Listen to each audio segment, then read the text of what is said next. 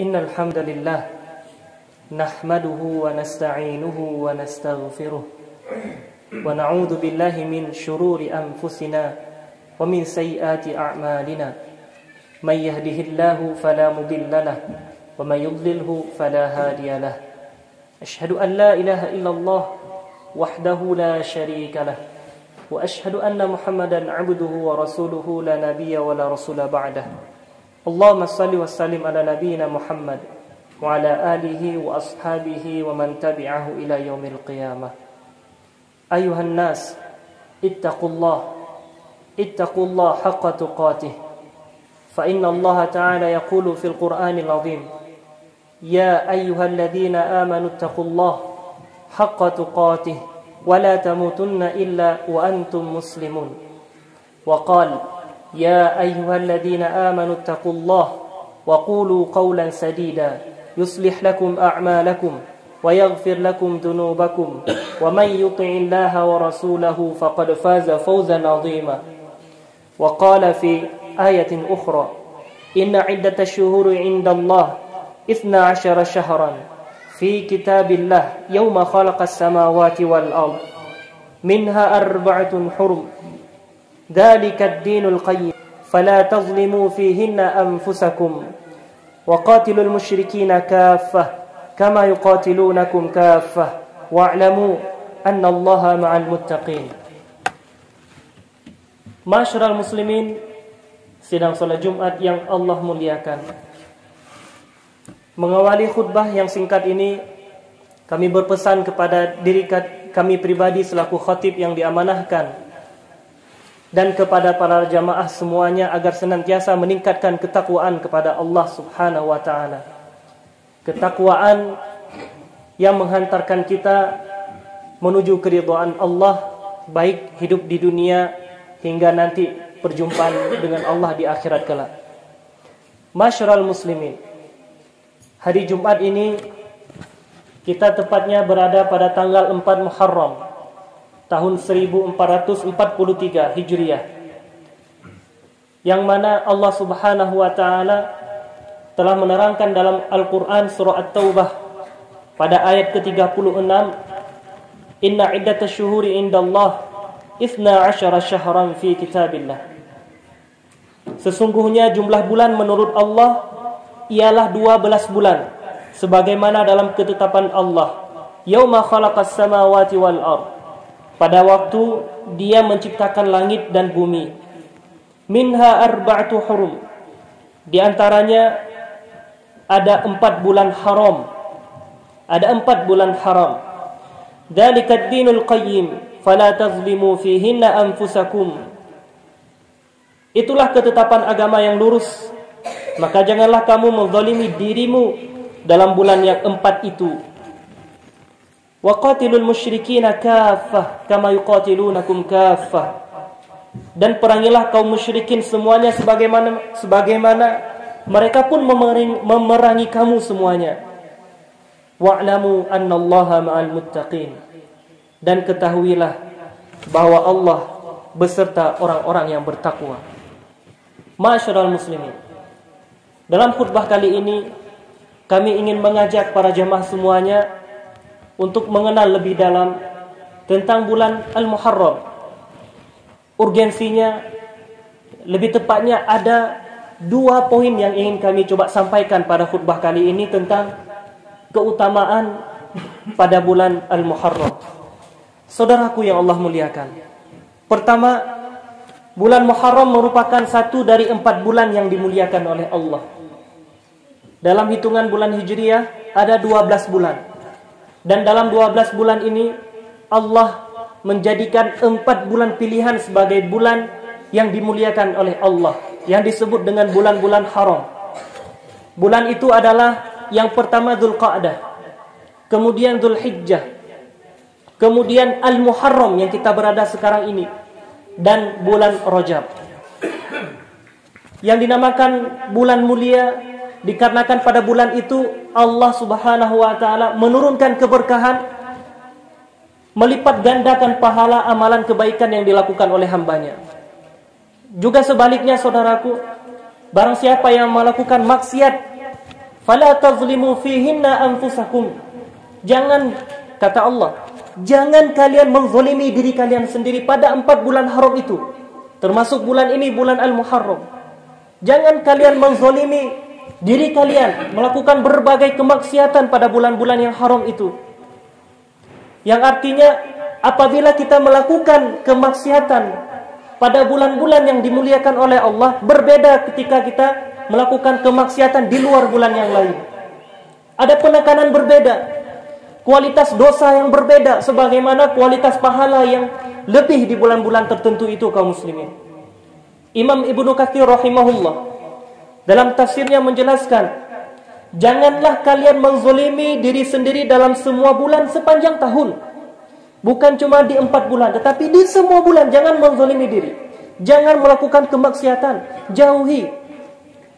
Allah kemudian memilih 4 dari bulan-bulan yang ada dan menjadikannya bulan-bulan haram. Allah menekankan pengharamannya dan menjadikan pahala amal soleh yang dikerjakan di dalamnya juga lebih besar. Masyarul muslimin yang Allah muliakan. Maka pada bulan-bulan yang haram tadi, termasuk kita sekarang berada di bulan Al-Muharram, pastinya kita diperintahkan untuk giat-giat dan lebih-lebih banyak melakukan amalan-amalan kebaikan. Ada berbagai macam amalan yang bisa kita lakukan di bulan-bulan yang mulia ini. Di antaranya adalah memperbanyak solat. Selain daripada solat 5 waktu yang wajib berjamaah bahkan, maka kita sangat dianjurkan untuk melakukan solat sunnah, seperti solat malam, solat duha, dan solat-solat yang lain. Selain itu, saudaraku, perbanyak bersedekah di bulan-bulan yang mulia ini. Dilipat gandakan pahala oleh Allah. Juga banyak-banyak membaca Al-Quran. Bahkan harus ada di antara kita, atau bahkan diri kita sendiri, berniat, berazam untuk mengkhatamkan bacaan Al-Quran selama bulan Al-Muharram ini, saudaraku. Dan dianjurkan bagi kita untuk banyak-banyak bertobat. Yang mana bertobat merupakan salah satu dari ibadah yang agung. Ketika ibadah yang agung berjumpa dengan bulan yang agung, sungguh menjadi sangat berharga dan berkualitas di sisi Allah Subhanahu wa taala. Secara khusus Allah menerangkan dalam Quran surah Al-Qasas pada ayat 67. Fa amma man tab wa amana wa amila salihan fa asa ay yakuna minal muflihin. Maka adapun orang-orang yang bertobat dan beriman serta mengerjakan kebajikan, maka mudah-mudahan dia termasuk orang yang beruntung. Masyarul muslimin yang Allah muliakan, dalam bulan-bulan yang haram ini atau dalam bulan Al-Muharram, ada ibadah secara khusus yang mesti kita perbanyak dibanding ibadah solat, sedekah, bertobat, ibadah-ibadah yang lain, baca Quran dan sebagainya. Ada yang secara khusus dianjurkan oleh Nabi SAW untuk kita memperbanyak melakukannya, yaitu ibadah berpuasa di bulan Al-Muharram, kaum muslimin. Yang mana Nabi SAW bersabda, dan hadis ini hadis yang sahih terdapat dalam kitab Imam Muslim, afdalus siyam ba'da Ramadan syahrullah al-Muharram. Puasa yang paling utama setelah puasa di bulan Ramadan adalah berpuasa di bulan syahrullah, bulan Allah, yaitu Al-Muharram. Ini menunjukkan puasa secara umum, Senin, Kamis, puasa Daud, ataupun kita memang berpuasa, yang penting banyakkan terus selama kita diberi kesempatan di bulan Al-Muharram ini, saudaraku. Apabila kita melakukan memperbanyak puasa-puasa sunnah di bulan-bulan tertentu ini, maka ada hadis lain yang mudah-mudahan dapat memotivasi kita, kaum muslimin. Hadis ini Nabi sampaikan, ma min abdin yasumu yawman fi sabilillahi azza wa jalla. Tidaklah seseorang hamba yang dia berpuasa suatu hari di jalan Allah azza wa jalla, illa ba'adallahu azza wa jalla bidzalikal yawm wajhahu 'anil nar. Kecuali Allah pasti akan menjauhkan gara-gara puasa itu, puasa satu hari, wajahnya dari api neraka 70 kharifan, 70 tahun, saudaraku. Ini hadis terdapat dalam kitab Imam Bukhari, dalam Imam Muslim, An-Nasai juga. Hadis yang sangat masyhur. Barang siapa yang berpuasa satu hari sunnah saja, apalagi di bulan-bulan yang haram, maka 1 hari puasa sunnah itu sudah cukup untuk menjadikan dia jauh daripada neraka kelak di hari akhirat sepanjang 70 tahun perjalanan kaum muslimin. Allah palingkan wajahnya, Allah jauhkan wajahnya. Artinya apa? Allah jauhkan wajah, Allah jauhkan juga jasadnya, tidak disentuh oleh api neraka. Bahkan untuk jatuh ke dalam neraka butuh perjalanan 70 tahun. Bayangkan 1 hari berpuasa sunnah, 70 tahun dijauhkan dari neraka. Kalau 2 hari kali-kalikan saja. Itulah kemuliaan bagi kita-kita yang ingin menjalankan puasa-puasa sunnah di bulan-bulan yang haram. Ma'asyiral muslimin yang dimuliakan oleh Allah. Poin yang kedua, pada bulan Al-Muharram ini terdapat suatu peristiwa yang sangat dahsyat. Suatu peristiwa yang harus menjadi ibrah dan pelajaran dalam kehidupan kita. Tepatnya nanti pada hari ke-10 bulan Muharram atau hari Kamis, di mana terjadi peristiwa dahsyat dahulu, yaitu Allah Subhanahu wa taala menyelamatkan Nabi Musa beserta dengan Bani Israel dari kejaran Fir'aun hingga membelah lautan. Itu terjadi pada 10 Muharram. Allah Subhanahu wa taala menjelaskan kisahnya dalam surah Toha pada ayat 77. Walaqad auhayna ila Musa an asri bi'ibadi fadrib lahum tariqan fil bahri yabasan la takhafu darakan wa la takhsha. Dan sungguh telah kami wahyukan kepada Musa, pergilah bersama hamba-hambaku Bani Israel pada malam hari, dan pukullah, buatlah untuk mereka jalan yang kering di laut itu. Engkau tidak perlu takut akan tersusul dan tidak perlu khawatir akan tenggelam. Peristiwa yang sangat dahsyat kaum muslimin, di mana Bani Israel beserta dengan Nabi Musa berhadapan-hadapan dengan pasukan Fir'aun lengkap dengan persenjataan mereka. Tujuannya adalah menangkap dan membunuh. Mereka membawa berbagai macam persenjataan, sedangkan Bani Israel dan Nabi Musa tidak memiliki senjata apa-apa kaum muslimin. Fir'aun membawa tombak, membawa pedang, pasukan berkuda dan berbagai macam. Bahkan mereka disusul hingga mereka terjebak di laut mati. Di belakang mereka lautan lepas. Ibaratnya apa? Mereka berada pada 2 jalan, dua-duanya juga mati. Loncat ke laut, mati tenggelam, tidak ada perahu. Ataupun bertahan di tempat, ditangkap oleh Fir'aun, kemudian juga dieksekusi mati. Bayangkan saudaraku, jika kita berada di tengah-tengah itu, sedangkan kita harus mengikuti seorang lelaki yang memegang tongkat, itu Nabi Musa. Nabi Musa tidak punya kekuatan untuk melawan Fir'aun. Ditambah dengan di belakangnya lautan dan pasukan Fir'aun yang begitu banyak. Sehingga masyarakat muslimin, Allah Subhanahu wa taala menyebutkan kisahnya dalam surah yang lain, menggambarkan bagaimana dahsyatnya hingga menjadikan orang-orang Bani Israel ini meragukan akan kekuatan Allah. Allah berfirman dalam Quran Asy-Syu'ara ayat 61, "Falamma tara al-jam'an qala ashabu Musa inna lamudrakun."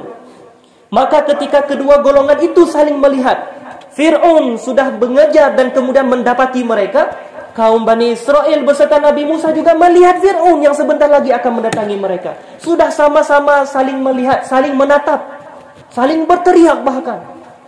Yang ini berteriak ketakutan, yang di sana berteriak kegirangan. Dapat mati mereka sekarang, kesempatan kita bunuh, kita bantai mereka.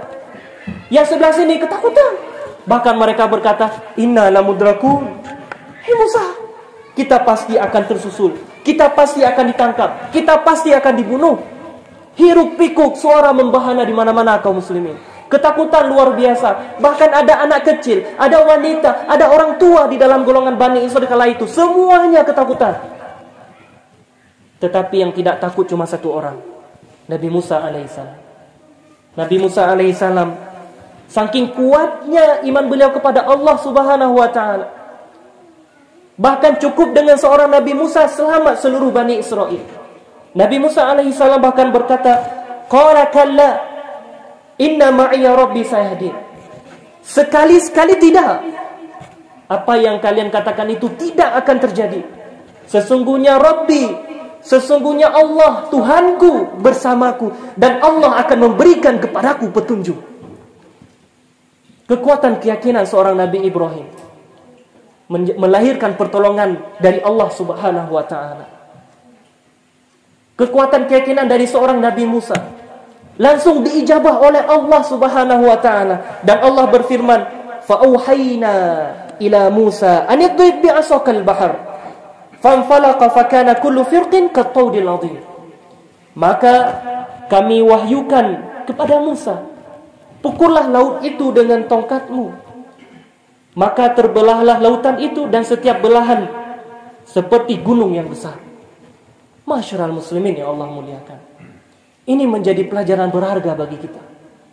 Di saat Bani Israel yang ternama dengan bani yang sangat pintar, saudaraku, mereka bahkan makan makanan surga, manna wa salwa, dan Allah bahkan memuliakan mereka, wa faddalnakum 'alal 'alamin.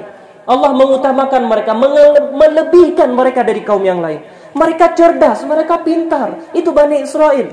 Lihat sekeliling kita, apa produk yang tidak ada produk Yahudi hari ini? Banyak produk-produk mereka.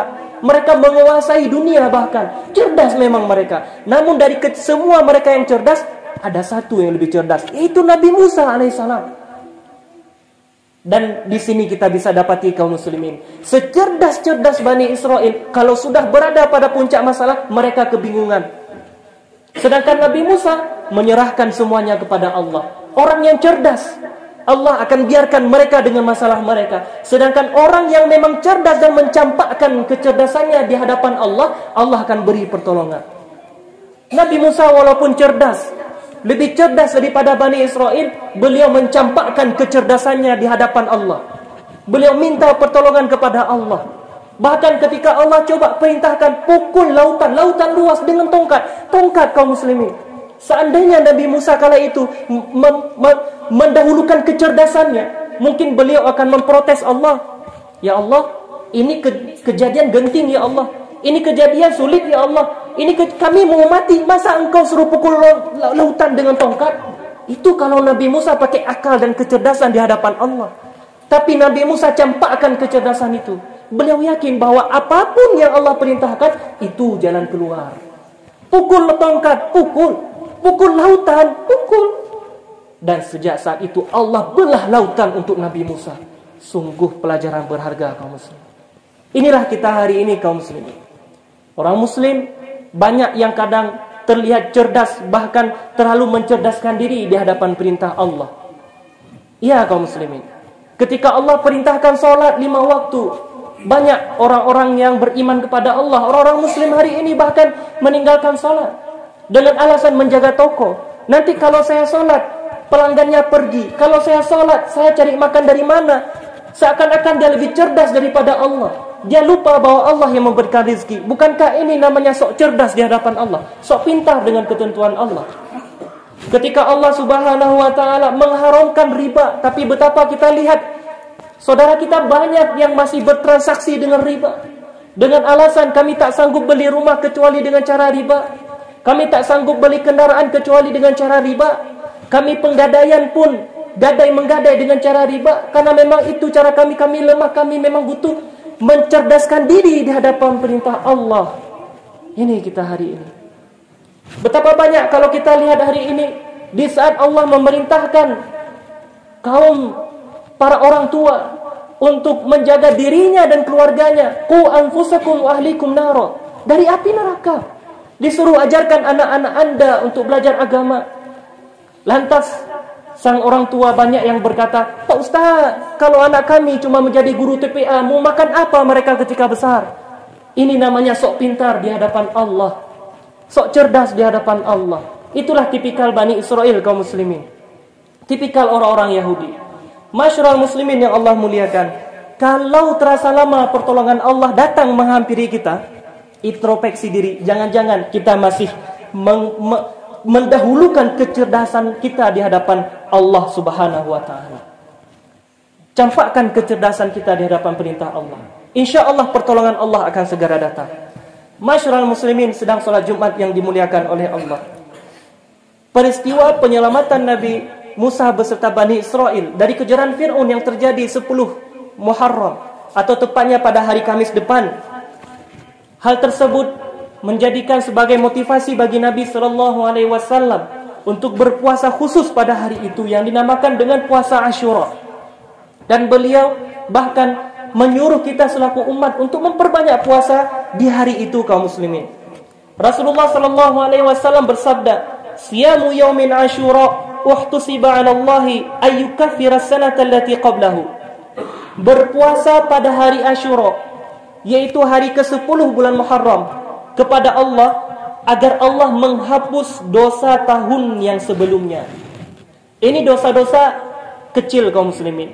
Adapun dosa besar maka dengan taubat nasuha. Masyarul muslimin, kami ingatkan kembali 10 Asyura atau 10 Al-Muharram itu jatuh nanti pada hari Kamis depan tanggal 19 Agustus 2021. Maka ambil kesempatan yang kecil ini untuk terhapus dosa-dosa setahun yang lalu.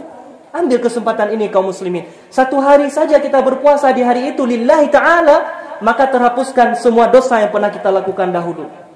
Kemudian saudaraku, Rasul juga memerintahkan, menganjurkan kita untuk berpuasa satu hari sebelumnya atau satu hari sesudahnya, sebagai bentuk membedakan kita dari orang-orang Yahudi dan Nasrani.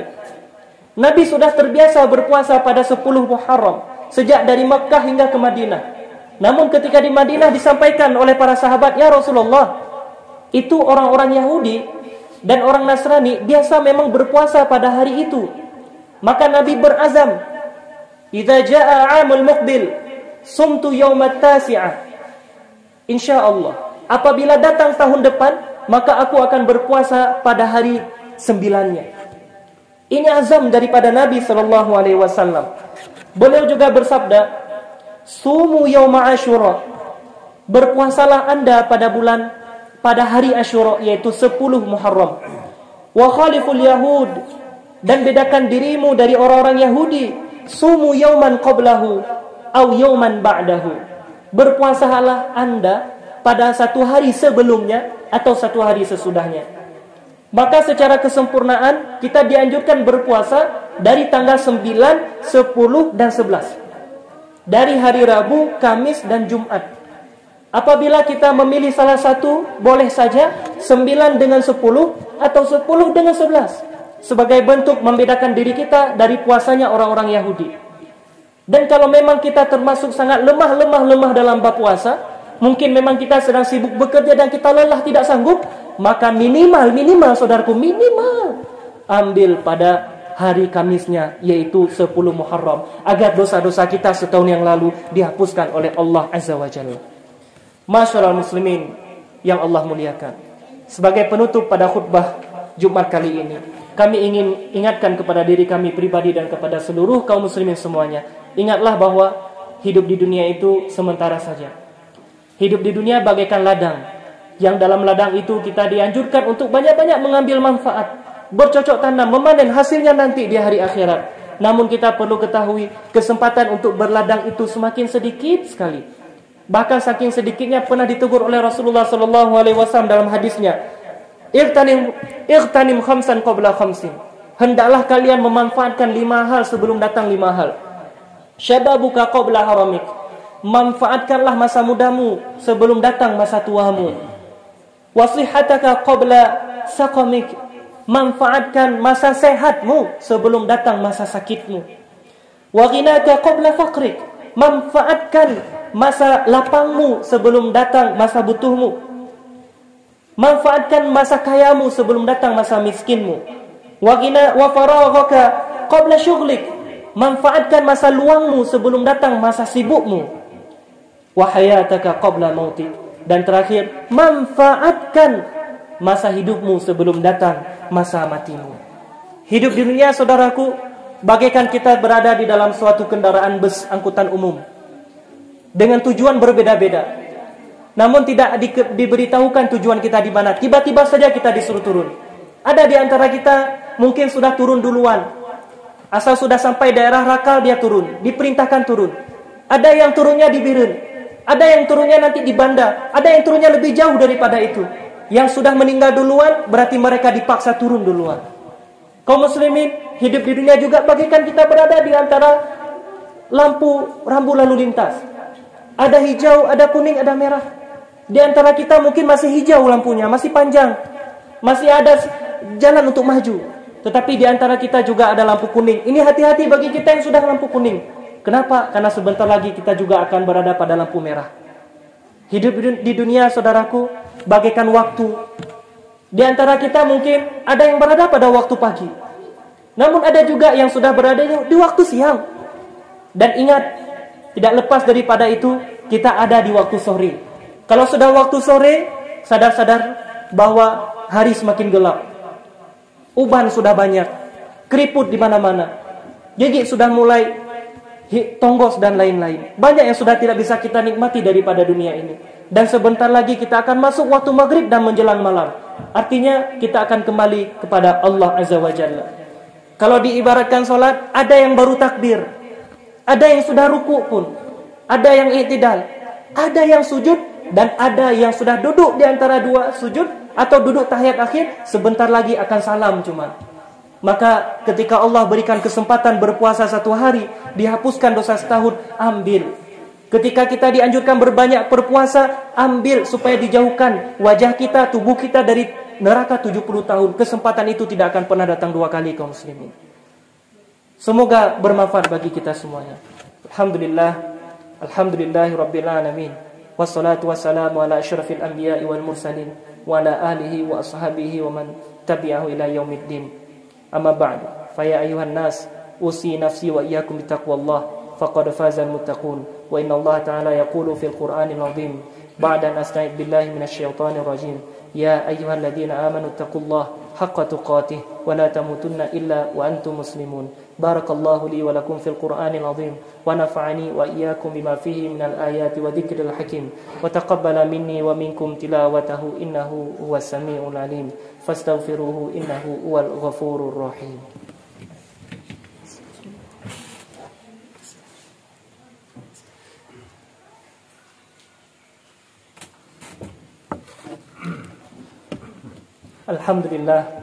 Alhamdulillahi rabbil alamin.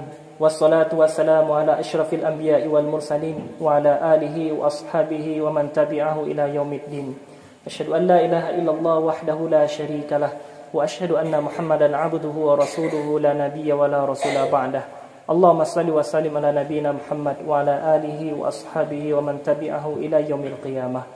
Ayuhan nas, ittaqullaha fima amar wa antahu 'anil amma naha wa'lamu anna Allah قد أمرنا بأمر بدأ فيه بنفسه وثنى بملائكة قدسه وقال تعالى إن الله وملائكته يصلون على النبي يا أيها الذين آمنوا صلوا عليه وسلموا تسليما اللهم صل على محمد وعلى آل محمد كما صليت على إبراهيم وعلى آل إبراهيم وبارك على محمد وعلى آل محمد كما باركت على إبراهيم وعلى آل إبراهيم في العالمين إنك حميد مجيد اللهم اغفر للمسلمين والمسلمات والمؤمنين والمؤمنات الأحياء منهم والأموات وتابع بيننا وبينهم بالخيرات يا قاضي الحاجات اللهم إنا نسألك سلامة في الدين اللهم إنا نسألك سلامة في الدين اللهم إنا نسألك سلامة في الدين وعافية في الجسد وزيادة في العلم وبركة في الرزق وتوبة قبل الموت ورحمة عند الموت ومغفرة بعد الموت اللهم هون علينا عند سكرات الموت والنجاة من النار والعفو عند الحساب ربنا ظلمنا أنفسنا وإن لم تغفر لنا وترحمنا يا ربنا لنكونن من الخاسرين اللهم تقبل منا دعاءنا وصيامنا وركوعنا وسجودنا وتخشعنا وتمم تقصيرنا يا رب العالمين اللهم لا تجعلنا من القوم الفاسقين اللهم لا تجعلنا من القوم الظالمين اللهم لا تجعلنا من قوم المنافقين اللهم لا تجعلنا من القوم الكافرين اللهم اجعلنا من الشهداء والصالحين اللهم اجعلنا من المصلحين اللهم اجعلنا من عبادك الصالحين اللهم اجعلنا من عبادك المحسنين اللهم اجعلنا من عبادك المؤمنين اللهم اجعلنا من عبادك المتقين اللهم إنا نعوذ بك من البرص والجذام ومن سيء الأسقام ومن فيروس كورونا وفتنتها يا ربنا اللهم اشف مرضانا اللهم اشف مرضانا اللهم اشف مرضانا اللهم أذب البأس من أنفسنا أنت الشافي لا شفاء إلا شفاؤك يا رب شفاء لا يغادر سقما اللهم سلمنا والمسلمين وأهلك الكفرة والمشركين ودمر أعداءك أعداء الدين اللهم آمن بلاد المسلمين اللهم سلم إخواننا في كل مكان والزمان اللهم سلم إخواننا المستضعفين والمجاهدين في كل مكان في فلسطين وفي روهينيا وفي أويغور وفي كل مكان وفي بلاد الشام يا ربنا تقبل دعاء اللهم أخرج الكفرة والمشركين من بلاد المسلمين اللهم زلزل أقدامهم أخرجهم من بلاد المسلمين اللهم شتت شملهم فرق جمعهم واخذلهم في الدنيا والآخرة يا ربنا تقبل منا إنك سميع الدعاء عباد الله إن الله يأمركم بالعدل والإحسان وإيتاء ذي القربى وينهى عن الفحشاء والمنكر والبغي يعظكم لعلكم تذكرون فاذكروا الله العظيم يذكركم واشكروه على نعمه يزدكم ولذكر الله أكبر والله يعلم ما تصنعون